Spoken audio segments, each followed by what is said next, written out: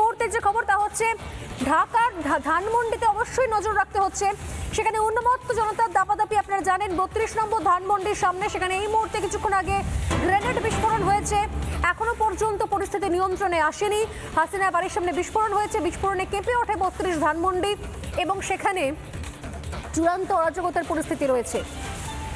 এই ছবি আজ বিকেলের ছবি, তারপর বিস্ফোরণ হয়, কিন্তু তারপর এখনো পর্যন্ত যে লেটেস্ট আপডেট, এখনো পর্যন্ত পরিস্থিতি নিয়ন্ত্রণে আসেনি।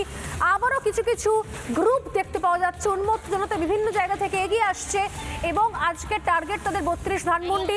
প্রয়োজনে আরও একবার রাতের আধারেও তারা 32 ধানমন্ডিতে অ্যাটাক করার চেষ্টা করবে বলেই খবর পাচ্ছি আমি এই মুহূর্তে।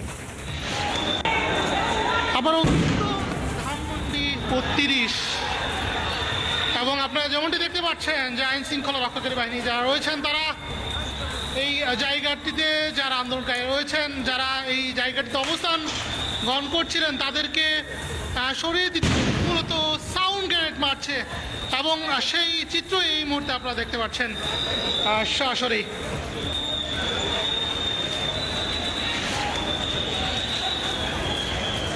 এবং পুরো জায়গাটিতে কিন্তু এক ধরনের যে